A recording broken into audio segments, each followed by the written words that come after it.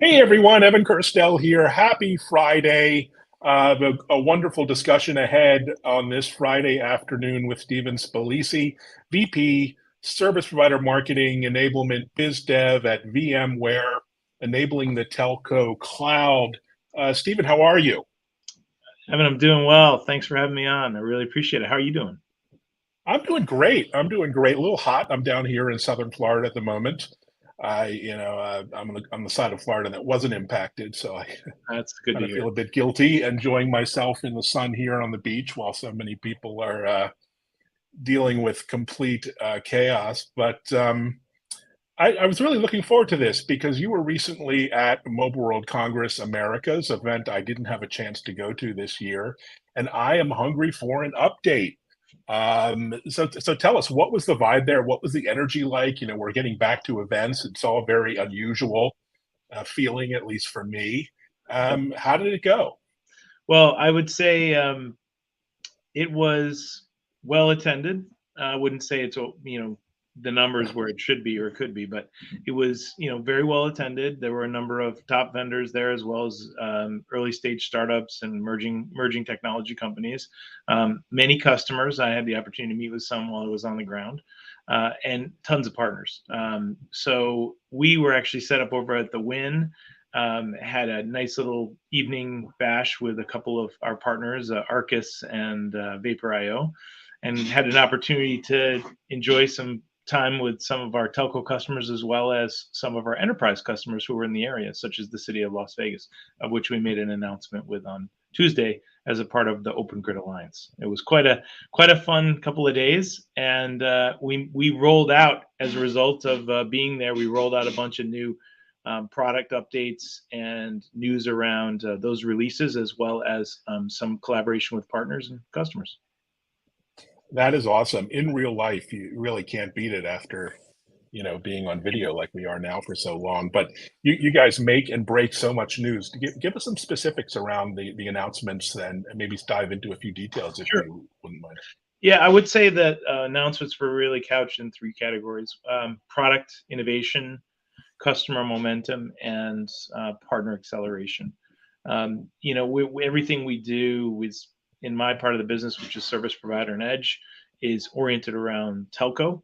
I'm driving, a full end-to-end experience. Our product teams are building a platform which gets deployed to modernize telco's core network as well as their RAN and edge networks. And then outside of that, once they've done that, they can actually build up and monetize that network and actually gain value from their investments. And part of the product innovation was around our core platform for 5G. We added some new functionality in and around how to manage some of the upgrade procedures as it relates to managing the control plane versus the worker nodes and clusters for our Kubernetes infrastructure, as well as we introduced some new capabilities to manage cluster related failures. So some background kind of technical stuff in the background that actually is going to improve how the platform gets deployed and scaled up and out.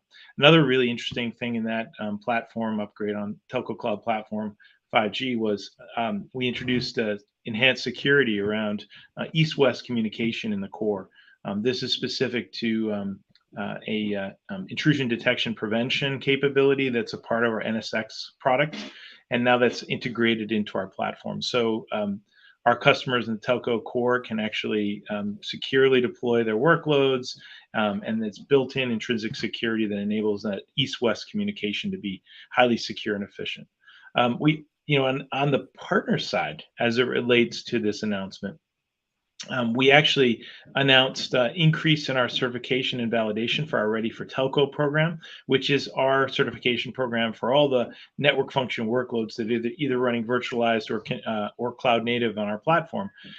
In this particular one, we announced a partnership, an advancement in that partnership with Mavenir around their converged core for 5G. So now, just like with others that we've mentioned in the past, and you can go to our marketplace on VMware.com to take a look at all the various functions that are certified today.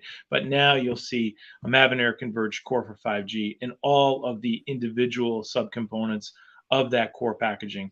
in order to deliver a Mavenir core on our platform for 5G. Very exciting enhancement there. And then lastly, on the automation side of the platform, we introduced some new functionality tapping into the MultiCloud, specifically now supporting AWS and more specifically integrating with Amazon's Elastic Kubernetes Service, or EKS. This allows operators to not only use our platform to run and operate and manage their network functions, but also leverage AWS, and to be able to do that from a central console and single experience. So it's quite a powerful set of features just around platform. Beyond platform, we also had some great news in and around our Telco Cloud Service Assurance, which is all around observability monitoring and analytics. We introduced some great new use cases with the new version of the product. TCSA enables us now to do mobile assurance, CAS insurance, or container as a service assurance, assurance on the 5G and 4G mobile cores, network slicing, as well as RAN assurance. Now, as you look at RAN, it's a big challenge. You're deploying tens of thousands to hundreds of thousands, depending on the size of the networks we're talking about, maybe even million in the case of some of the globals, and the larger, ones in the larger regions. We could be in the multiple hundreds of thousands. Managing that thing is very, very hard. Monitoring it is even harder. That's fascinating. Yeah, I mean, automation is such a key trend in every industry, every vertical, but particularly in telco and telecom land. I mean, do you think we can really get to scale with, low OpEx, CapEx network expense without this kind of automation? Yeah. I mean, what's driving this beyond, the obvious So, reasons, rationales? beyond security in the network, I think that's what keeps all the operators up at night, Yeah. keep enterprise customers up at night.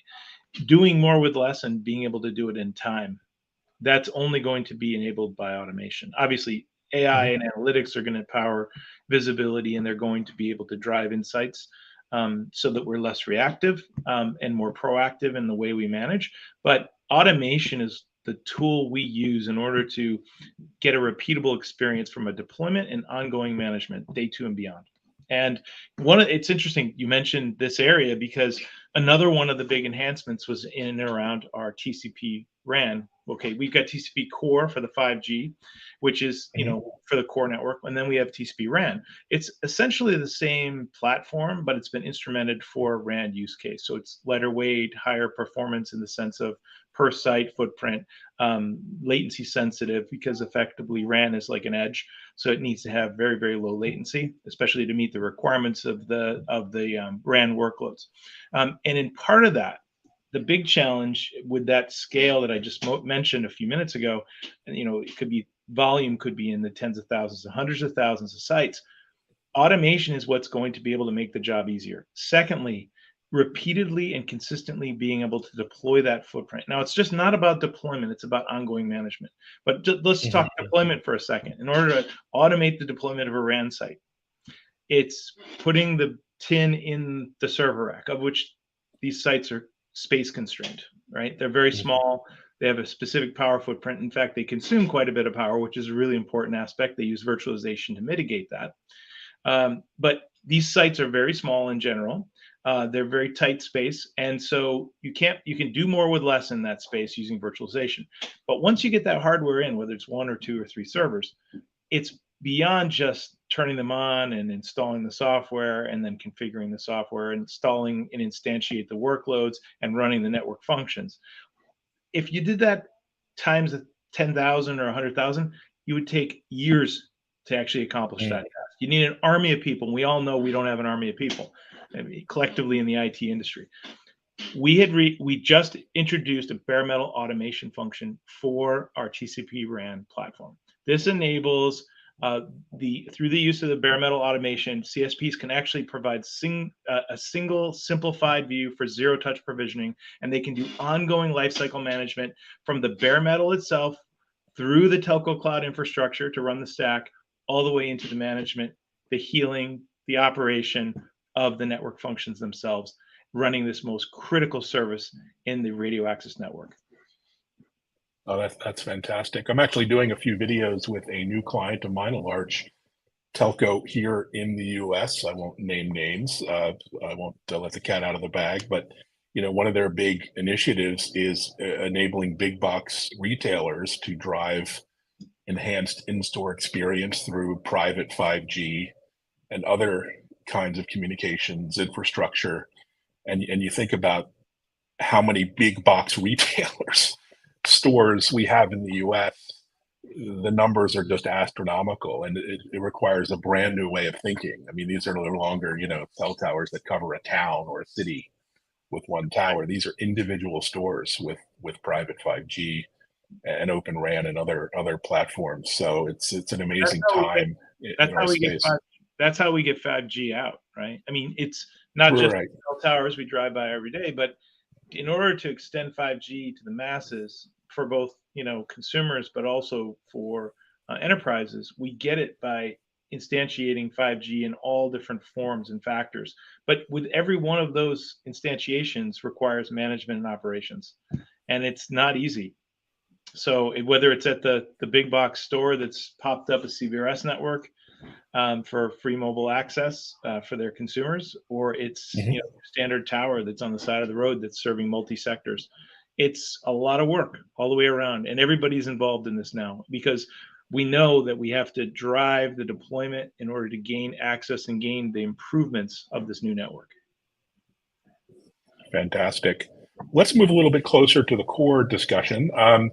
Multi-cloud is now a reality. It's a complex world, complex landscape, multiple vendors working side by side, and multi-cloud is still kind of complex and hard to do well. Sure.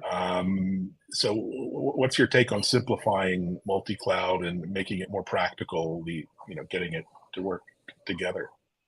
Yeah, I mean, as I mentioned before, one of the big enhancements in our TCA stack was the ability to manage an EKS infrastructure, right? So an Amazon Elastic Kubernetes service. This is a way of an operator saying, look, I've been investing in on-prem resources. I want to have access to the cloud. I mean, think of it. The on-prem data center is their private cloud for all intents and purposes, right? It's one cloud, right? They take advantage of multiple clouds, and in fact, I think we have statistics that talk about, most customers have two or more clouds. Like, I think it's Mhm. 44 or 45% of customers have two or more. Wow. There's another factor, three or more clouds. And with multi-cloud, okay, comes great opportunity, right?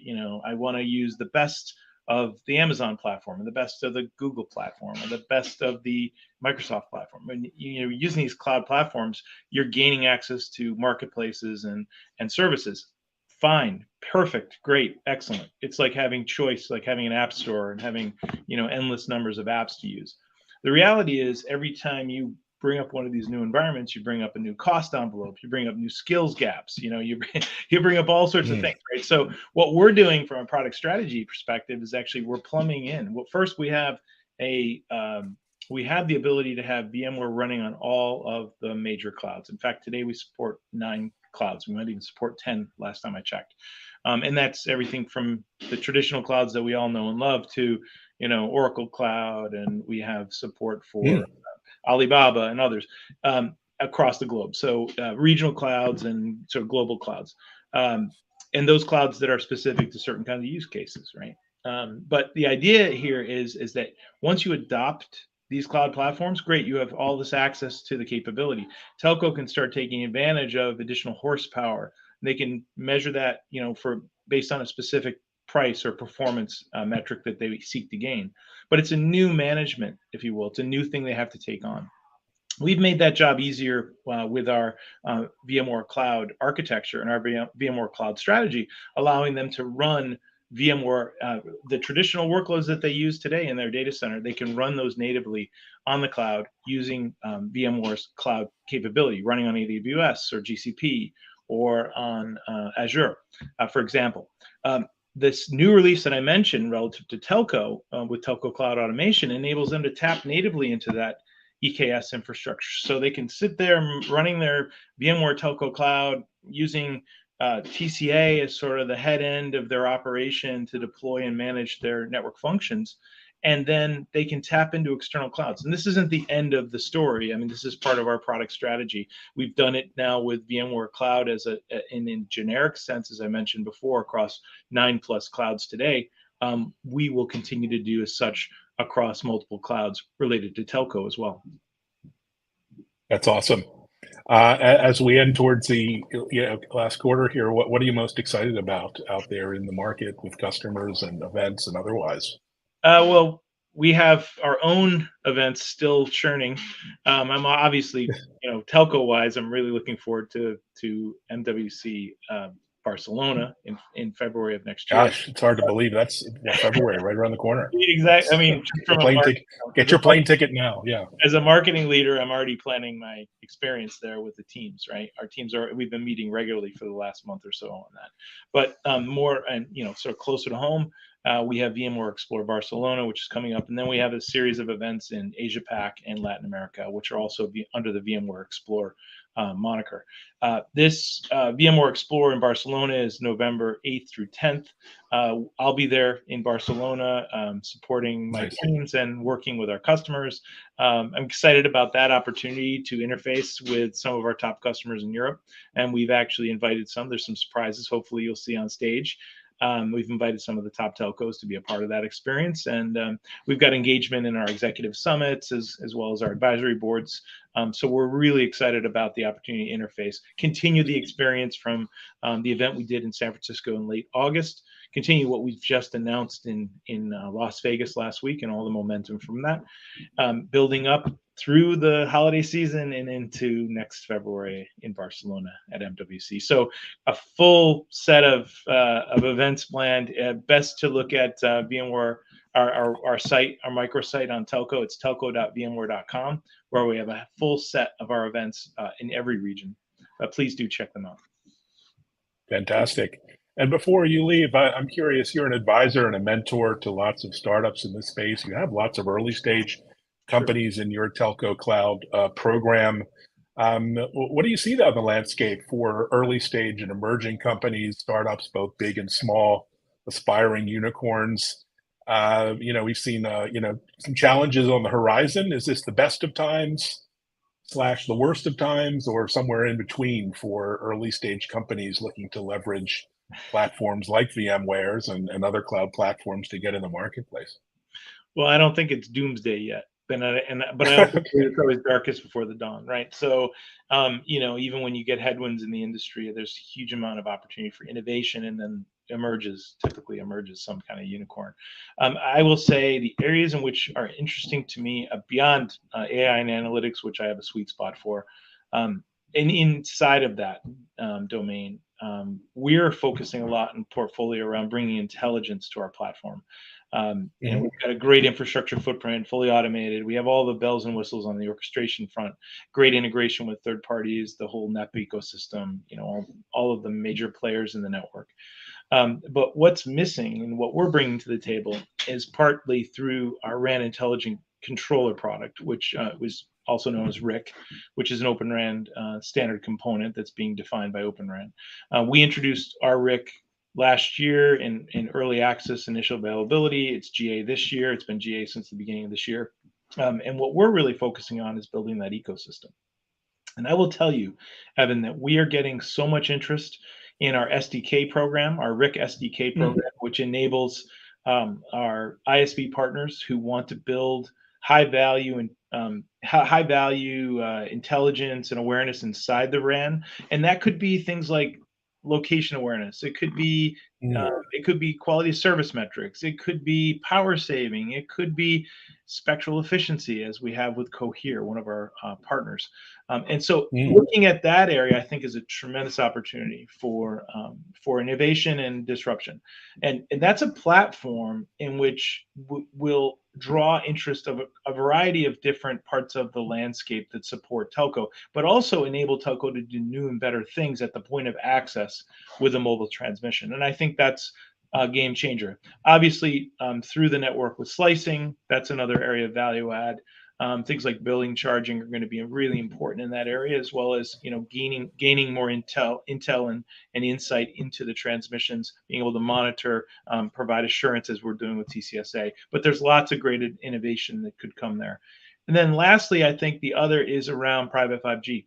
All right. So I said before, the way we get footprint to the enterprise primarily, beyond the consumer 5G experience, is we start planting little stakes in the ground called private 5G, and they backhaul into traditional networks, and voila, they're all connected. But that whole piece around, what do we do for the enterprise? Because the enterprise isn't a cellular expert. They didn't grow up mobile. They're not mobile native, right? They're mobile users at home and consumers of mobile, but they're not mobile tech native, right? So I think tech that's going to help do the job of deploying 5G in the enterprise, tech that's going to bridge the gap between IT and the mobile experience is going to be very powerful. So I think those three areas in general, between what's happening at the radio access network on the RIC, what's happening in slicing, and what's happening in private 5G, those are all exciting areas in which, if I was a startup right now, I would be looking to innovate on.